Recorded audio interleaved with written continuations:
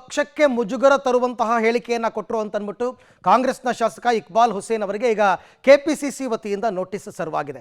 ನಾಯಕತ್ವ ಬದಲಾವಣೆಯ ಬಗ್ಗೆ ಪದೇ ಪದೇ ಮಾತನಾಡ್ತಾ ಇದ್ರು. ಅದರಲ್ಲೂ ಕೂಡ ರಣದೀಪ್ ಸಿಂಗ್ ಸುರ್ಜೇವಾಲಾ ಅವರು ಬೆಂಗಳೂರಿಗೆ ಬಂದಿರೋ ಸಂದರ್ಭದಲ್ಲಿ ಇವತ್ತು ಕೂಡ ಅವರು ಮಾತನಾಡಿದ್ರು. ಇದೆಲ್ಲವನ್ನ ನೋಡಿ ಡಿ ಕೆ ಶಿವಕುಮಾರ್ ಅವರು ಆಗಲೇ ರಿಯಾಕ್ಟ್ ಮಾಡಿದ್ರು, ನಾನು ಅವರಿಗೆ ನೋಟಿಸನ್ನು ಕೊಡ್ತೀನಿ ಅಂತ. ಅದರಂತೆ ಈಗ ನೋಟಿಸ್ ಸರ್ವಾಗಿದೆ. 1 ವಾರದ ಒಳಗಡೆ ಉತ್ತರ ಕೊಡಬೇಕು. ಪಕ್ಷಕ್ಕೆ ಮುಜುಗರ ಆಗುವಂತಹ ಹೇಳಿಕೆಯನ್ನು ನೀವು ಕೊಟ್ಟಿದ್ದೀರಿ, ನೀವು ಈ ರೀತಿ ಈ ಬಗ್ಗೆ ಮಾತನಾಡೋದಕ್ಕೆ ಕಾಂಗ್ರೆಸ್ನ ರಾಮನಗರದ ಶಾಸಕರಾದಂತಹ ಇಕ್ಬಾಲ್ ಹುಸೇನ್ ಅವರು ನಮ್ಮ ಜೊತೆ ಸಂಪರ್ಕದಲ್ಲಿದ್ದಾರೆ. ಸರ್ ನಮಸ್ತೆ. ಸರ್, ನಿಮ್ಮ ಗಮನಕ್ಕೆ ಬಂತ ನೋಟಿಸ್ ಕೊಟ್ಟಿರೋದು ಇಕ್ಬಾಲ್ ಹುಸೇನ್ ಅವರೇ?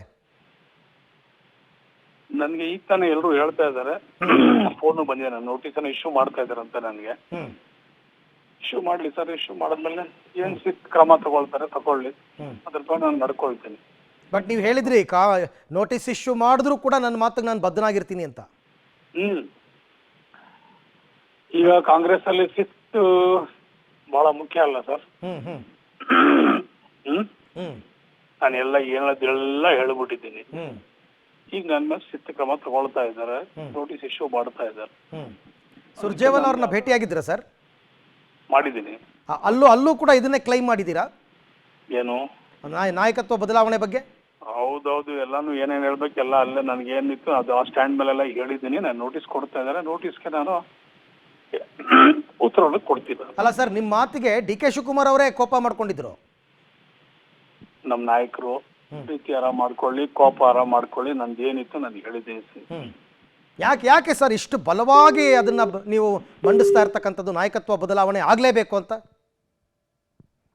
ಓಕೆ, ಸಂಪರ್ಕ ನಮಗೆ ಕಡಿತವಾಗಿದೆ ಅಂತ ಅನ್ಸುತ್ತೆ. ಬಟ್ ಅವ್ರು ಹೇಳ್ತಾ ಇದ್ದಾರೆ ನೋಟಿಸ್ ಕೊಡಲಿ, ನಾನು ಉತ್ತರ ಕೊಡ್ತೀನಿ, ನಮ್ಮ ಪಕ್ಷದಲ್ಲಿ ಶಿಸ್ತು ಮುಖ್ಯ, ನನಗೆ ನೋಟಿಸ್ ಕೊಟ್ಟಿದ್ದಾರೆ ಅಂತ ಹೇಳಿದ್ದಾರೆ ಹೊರತು ನನಗಿನ್ನೂ ಕೂಡ ನೋಟಿಸ್ ಸಿಕ್ಕಿಲ್ಲ ಕೈಗೆ ಅಂತ ಮಾತನಾಡ್ತಾ ಇದ್ರು ಇಕ್ಬಾಲ್ ಹುಸೇನ್ ಅವರು. ಬಟ್ ಅವ್ರಿಗೆ ಹೀಸ್ ರೆಡಿ, ಆಯಿತು ನನ್ನ ಮೇಲೆ ಏನು ಕ್ರಮ ತಗೋತಾರೆ ತಗೊಳ್ಳಿ ಬಿಡಿ, ನಾನು ಈಗಲೂ ನನ್ನ ಮಾತಿಗೆ ಬದ್ಧ ಅಂತಲೇ ಹೇಳ್ತಾ ಇದ್ದಾರೆ.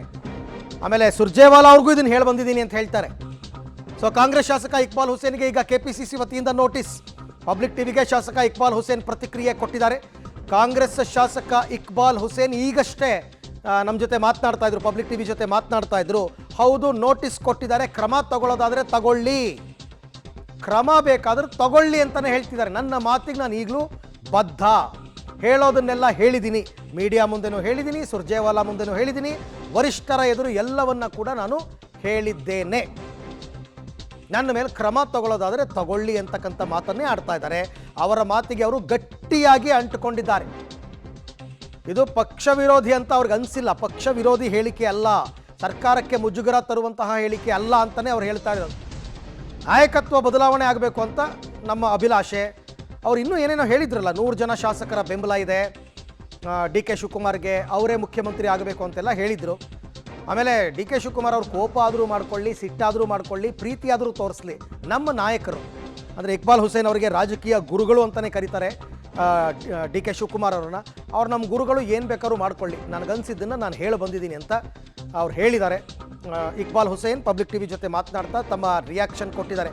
ಹೇಳುವುದನ್ನು ಎಲ್ಲವನ್ನ ಕೂಡ ನಾನು ಸುರ್ಜೇವಾಲಾ ಅವರಿಗೆ ಹೇಳಿ ಬಂದಿದ್ದೀನಿ, ಅಂದರೆ ಅವ್ರ ಮುಂದೆನೂ ಹೇಳಿದ್ದೀನಿ ಅಂತ. ಅಲ್ಲಿಗೆ ಸುರ್ಜೇವಾಲಾ ಅವ್ರ ಮುಂದೆನೂ ಹೇಳಿ ಬಂದಿದ್ದೀನಿ, ಮೀಡಿಯಾ ಮುಂದೆನೂ ಹೇಳಿದ್ದಾರೆ.